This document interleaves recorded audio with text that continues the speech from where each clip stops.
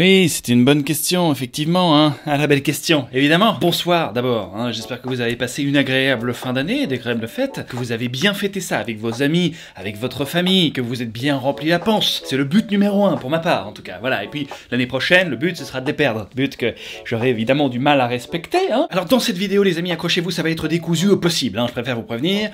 On va parler de la petite bucket list que j'avais préparée en début d'année. Est-ce que j'ai réussi à atteindre les objectifs que je m'étais fixés? Ce que j'aimerais faire pour l'année prochaine, etc., etc. Parce que ça fait 10 ans l'année prochaine, en fait, les mecs. Je sais pas si vous êtes au courant. Presque 10 ans de parodie de films et vous êtes toujours au rendez-vous. C'est pas magnifique, ça, hein. Je pense que ça, c'est quelque chose d'assez rare, bien sûr. Un concept qui dure aussi longtemps dans le temps comme ça. Citement. Ouais, peut-être qu'il y a moyen d'en citer. Alors, c'est pas la question, d'accord? Moi, il faut savoir qu'en début d'année, alors je sais pas si je suis le seul, probablement que non, j'espère. Sinon, c'est délicat, ouais. Attends quoi? Tu te sèches pas le cul avec une paille, toi? Je comprends pas. Comment tu fais, alors? Oui, c'est un cadre différent, mais ce serait pas mal d'éviter d'être le seul, évidemment. En début d'année, ça fait 2 ans que je fais ça. Je me fais une petite bucket list. Voilà, ce qu'on appelle une bucket list dans le milieu anglophone. Oui, parce que j'ai longtemps habité dans le Kentucky. Oh, excuse-moi, comment on fait une bucket list? Voilà, l'idée c'est quoi? C'est de noter sur un petit paplard, ou dans vos notes, peu importe, on s'en branle. Moi le premier, vous notez tout ce que vous aimeriez accomplir l'année qui arrive. Ça peut juste être ranger ton appartement, bien sûr. C'est pas une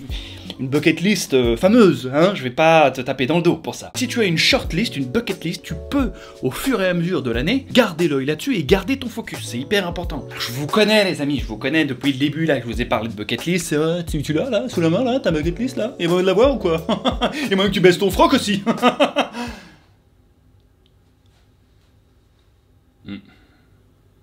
Oui, c'est de trop ça aussi, hein. Ouais. Alors déjà, j'ai clairement pas su tout atteindre, hein. Ça fait partie du jeu, mais c'est pas grave. Je vais vous expliquer d'ailleurs ce que je comptais faire au départ pour cette année-ci, ce que j'ai pas réussi à faire, pourquoi j'ai pas réussi à le faire. Mais autant j'ai pas su faire tout ce que je voulais, autant je suis quand même content d'avoir pu proposer certaines choses sur la chaîne que j'avais prévues, à commencer par des formats différents, que ce soit des trucs un peu plus légers, avec les 5 secrets de tournage, ou que ce soit des trucs vachement plus complexes avec un Ça m'est arrivé numéro 2, que j'ai sorti là au mois de novembre. Alors j'ai divisé cette bucket list en 2 parties, hein, la partie contenu, création pure, et puis la partie business, dont on parlera après, bien sûr. Alors je vais la prendre, devant les yeux, bien sûr, pour la suivre avec vous. Faire moins d'MSF, mais plus impactant. Alors ça, j'ai pas encore réussi à avoir le parfait équilibre. Dans l'idée, ce que j'aimerais à terme, c'est de faire un petit peu moins d'MSF, mais qui soit toujours des bangers. Que ce soit un film où je me dise, là il y a quelque chose, là il y en a sous le tapis, il y a pas mal de poussière là sous le tapis, tu me montres un petit peu? Ou que ce soit des bangers juste parce que ça a cartonné au cinéma ou que tout le monde en parle. L'idée c'est ça, c'est de me focus vraiment sur les gros poissons. Et c'est pas pour se tourner les pouces derrière, évidemment, l'idée c'est de libérer du temps, des slots pour pouvoir proposer d'autres choses, tester des choses. Et il y en a un de concept que j'ai voulu tester, que j'ai testé cette année, et ça fait partie des choses dont je suis content d'avoir au moins proposé quelque chose, c'est le Battle Arena. Ça c'est un concept qui traînait dans mes tiroirs depuis Perpète-les-Bains, où on mélange un battle de musique avec des figures connues de la pop culture. Alors évidemment c'est un concept qui a déjà fait du bruit aux États-Unis, évidemment ça a été une inspiration, mais ça a été tourné différemment, à ma sauce, avec une DA bien particulière, et au final je suis quand même content de l'avoir sorti, même si, faut dire ce qui est, ça a pas touché un public aussi large que ce que j'espérais. C'est toujours ce qu'on espère quand on teste des nouveaux formats, c'est de toucher finalement le maximum de monde, pour que les chiffres évidemment soient meilleurs, que ça aide à découvrir, à montrer une autre facette de ton personnage. Et puis il y a rien à faire, il y a une réalité financière derrière. Quand tu fais des projets comme ça coûte beaucoup d'argent. Forcément derrière, il faut rentabiliser d'une manière ou d'une autre. Et là de nouveau, il y a plusieurs manières de le rentabiliser, soit purement financier, tu fais un gros placement de produit, mais tu peux aussi le rentabiliser d'une autre manière, où au final tu rentres pas forcément dans tes frais, mais ça t'aide à toucher une autre audience, de nouvelles personnes apprennent à te connaître, ton contenu, regardent les autres vidéos, et puis évidemment tout ça, ça fait du trafic, et puis ça fait des deniers supplémentaires qui viennent de cette manière-là, je dirais, d'une manière tout à fait mathématico-mathématique. Bon, ici il s'avère que ça n'a pas été le cas. Bah oui, aucune des missions qui a été remplie, on va pas se mentir. Si ce n'est évidemment la mission du fun, et c'est pour ça que... La mission du fun, hein, la fameuse, ouais, je vois bien. Oui, mais sans déconner, c'est que c'était marrant à faire, c'était drôle, c'était une bonne expérience, et puis peut-être qu'il y aura un nouvel épisode. Faire un Ça m'est arrivé numéro 2, ça je suis content aussi parce que j'ai réussi à le faire. Bon, on va pas se mentir, j'aurais préféré le sortir en octobre, mais vous savez, c'est toujours très compliqué dans ce milieu-là de capter des bonnes dates pour tout le monde. Au plus t'as d'invités, au plus c'est une galère, monstre. Je déteste ça. Mais c'est le prix à payer pour faire des vidéos du genre. Et je dois dire que j'en fais pas beaucoup, mais quand j'en fais, j'aime bien les faire. Et c'est là, je suis vraiment content parce que il y a de nouveau un emballage qui a été travaillé. Moi, j'aime bien proposer des trucs qui sont léchés, qui sont originaux, qui sont pas des reddits de ce qu'on a déjà vu plein de fois. L'essence de raconter une histoire, ça a déjà été fait, évidemment. Mais qu'est-ce qui n'a pas été fait dans ce cas-là? Sauf que là, quand tu le proposes avec un vrai bail, avec une vraie enveloppe, avec un vrai concept, etc., là ça me plaît. Là, tu touches à quelque chose qui me plaît, tu vois. Et en ça, c'est une mission accomplie, évidemment. Trouver un format vertical pour les shorts, TikTok, Insta, réel, machin. Alors là, l'idée, c'était quoi? C'était, moi, je suis pas le plus actif sur les réseaux, on va pas se mentir. Souvent, je regarde, voilà. Souvent, je me dis, ce qui se passe, ça me parle pas, donc je vais pas forcer. Mais par contre, c'est important de rester présent, de quand même proposer des choses. Je pense que si un jour, un créateur vous dit, moi, c'est 100% spontané sur tous les réseaux à chaque fois, ouais, ça ment pas mal, ouais. Ouais, là, c'est Pinocchio-land, hein. Mais ça fait partie du jeu, tu dois être présent, tu dois être actif d'une certaine manière. Et l'idée, elle était là, finalement, c'était de trouver une espèce de formule qui me plaisait suffisamment et qui me permettait d'essayer les shorts, hein, ce que j'ai fait, là, depuis le mois de juin, je crois, hein, c'est quelque chose dans ce genre-là. Dites-moi ce que vous en pensez, est-ce que vous avez les notifications, est-ce que ça vous casse les couilles de voir ces notifications? Est-ce qu'au contraire, c'est via certains shorts que vous avez découvert la chaîne? Alors je vous arrête tout de suite, les shorts, ça n'a pas du tout de but financier. Hein, non, non, non. Je peux vous montrer ici, bah, je vous le montre là, le revenu global de ce que ça m'a apporté. Hein. Non, c'est sympathique. Hein. Non, l'intérêt, il est pas là non plus. Hein. Là, l'idée première pour moi, c'est que de nouveau, il faut que ça touche de nouvelles personnes pour qu'ils apprennent à connaître la chaîne. C'est toujours un peu ça, le combat de tout youtubeur. Hein, c'est d'apprendre à toucher une nouvelle audience, parvenir à attraper, hein, au vol, je dirais comme ceci, un nouveau public, pour l'agrandir. Participer à un festival, ça pareil, j'ai réussi à le faire. Peut-être qu'un jour je sortirai la vidéo. Bon, je vous mets la petite miniature, voilà, vous le voyez? Voilà. Mais oui, vous ne verrez peut-être jamais son contenu, c'est une possibilité. Faire un... Pour les nouveaux studios, bon bah ça c'est simple, il n'y a pas encore de nouveaux studios. Voilà, c'est encore en cours de construction, hein, c'est pas encore terminé. L'année prochaine, à mon avis, milieu d'année, quelque chose comme ça, peut-être un peu avant, là je pourrais vous présenter les nouveaux studios parce qu'effectivement je vais déménager, hein, je vais pouvoir me refaire un truc un peu coquet, ça va être l'occasion de vous montrer tout ça, et j'ai plutôt hâte. Restez dans le coin, comme on dit. Faire un court-métrage, faire un deuxième court-métrage, oui. Alors là, on rentre évidemment dans les problèmes, hein, attention. Dans les problèmes, j'exagère, mais disons que cette année, effectivement, je voulais proposer sur la chaîne plus de fiction. Malgré le fait que les fictions, c'est pas un truc qui marche de fou sur la plateforme, ce que j'avais envie de faire avec ces deux courts-métrages, c'était de proposer d'abord des trucs qui me font kiffer, et puis ensuite, je pense que parmi vous, il y a toute une partie de gens qui seraient curieux de voir qu'est-ce que je pourrais faire dans de la fiction, comment je le réaliserais, comment je jouerais dedans, quelle histoire je pourrais proposer, etc., etc.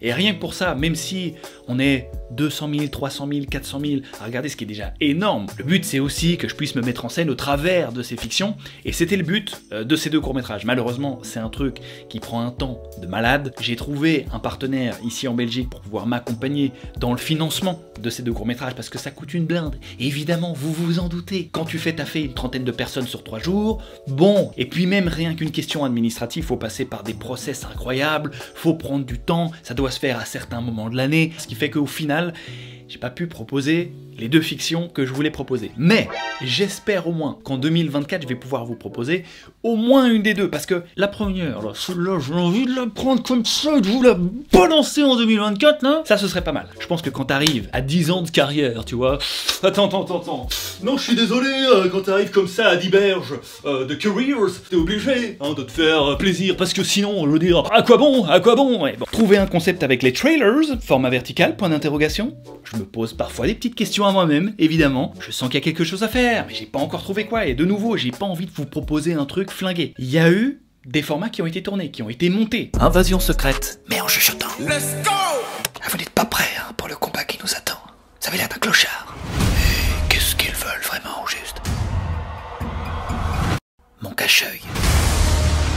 Mais non, ça me convainc pas, c'est pas suffisant. Si c'est pas assez bien, je le mets dans un tiroir. Mes tiroirs sont déjà remplis, ce qui fait qu'au final, je les sors jamais. C'est peut-être quelque chose qu'on va changer l'année prochaine aussi. La petite partie business maintenant, et ça vous intéresse évidemment. Dépasser le chiffre d'affaires de l'année dernière, bon bah ça, je vais pas vous en dire plus, mais ce que je peux vous dire, c'est que mission accomplie. Lancer la chaîne sur Facebook. Alors moi, je suis plus trop sur Facebook, je vais pas vous mentir. L'idée, c'était de trouver un partenaire avec qui travailler pour m'aider à générer du contenu sur ce que j'ai créé sur YouTube et de le faire voir à tous les gens qui sont sur Facebook. Et c'est ce qu'on a réussi à faire.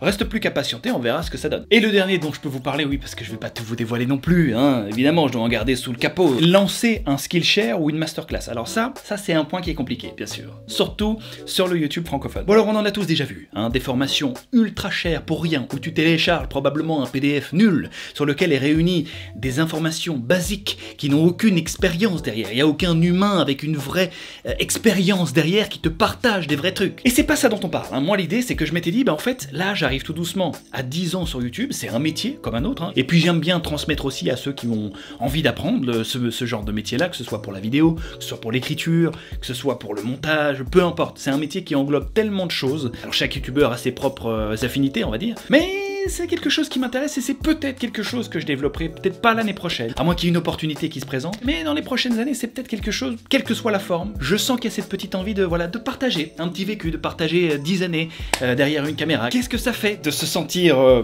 seul, hein, finalement, quelque part? C'est un petit peu ça, hein, le résumé. Eh ben, je pense qu'on a eu un bon petit aperçu de ma bucket list que j'avais donc écrite en janvier 2023, hein, et que je vais, eh bien, refaire cette année. Vous l'avez vu, on n'a pas tout atteint et c'est pas grave. Ça fait partie du jeu, je pense que c'est vraiment un truc, un exercice qui prend 5 minutes, peut-être un peu plus, parce qu'il faut réfléchir quand même à ce que vous avez vraiment envie d'atteindre, faire, etc., etc. Et puis ça vous donne une motivation aussi, un but en fait. Alors du coup, la grosse question, on a parlé de 2023. Évidemment, c'était le plus facile, parce que là, elle est passée, on sait évidemment de quoi on parle.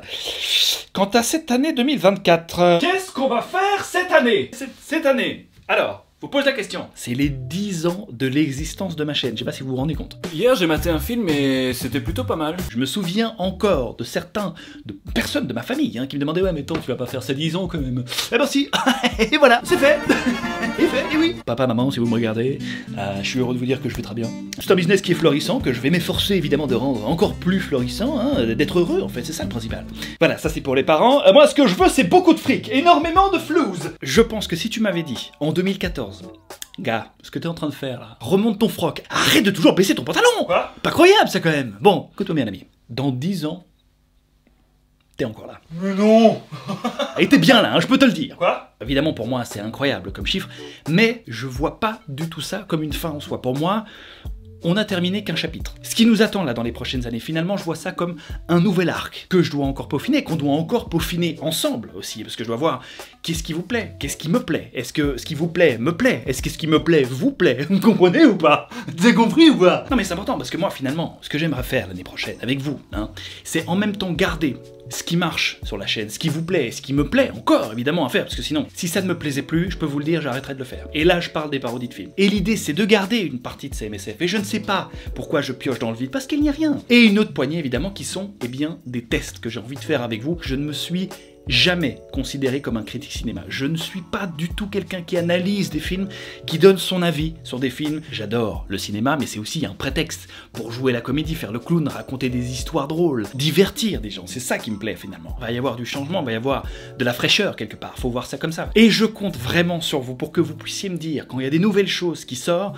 ça c'est cool, tu vois. Là tu me plais, là dans ce que tu es en train de faire, là, ça me plaît beaucoup. Ou qu'au contraire vous me disiez, je suis moins fan, tu vois. Je trouve que là, ça manque peut-être un petit peu là. Après, les goûts et les couleurs, hein, tu connais. Mais ça m'intéresse d'avoir votre retour et j'espère que vous serez toujours aussi fidèles pour l'arc 2 qui s'apprête à arriver. Parce que pour moi, la clé vraiment sur YouTube, d'être heureux sur YouTube en tant que créateur, c'est quoi? C'est de parvenir à trouver l'équilibre idéal entre ce qui te plaît vraiment et à ce qui te fait scorer. Parce que mine de rien, quand tu fais des bons chiffres, il n'y a rien à faire. Sur YouTube, t'es enseveli sous les chiffres. Donc quand c'est des chiffres qui sont positifs, qui sont très bons, évidemment, ça te donne une certaine motivation. Et puis à côté, quand tu fais des trucs qui te plaisent, le plaisir est différent, mais ça participe. C'est ça qui fait, je dirais, le yin et le yang, tu comprends? Vous l'aurez compris, évidemment, je compte sur vous pour être au taquet quand il y a des nouvelles choses qui se proposent sur la chaîne. Évidemment, toujours être au rendez-vous pour les MSF, les parodies de films qui seront toujours de la partie. 2023 est définitivement terminé, les amis. Tout ça, c'est derrière nous. En place à 2024, je vais faire en sorte que ce soit une année qui me plaise le plus possible et j'espère qu'elle va autant vous plaire. Je dis beaucoup le mot plaire, mais finalement ça lance des bonnes vibes. Sur ce les amis, je vous souhaite à tous encore une fois une superbe année 2024. Quant à nous, on se donne rendez-vous dans 2 semaines. Ciao. Non, je pense qu'on est d'accord pour dire que c'est un bon classique de Noël, quoi. C'est un film vraiment qui sent la dinde, quoi, tu vois.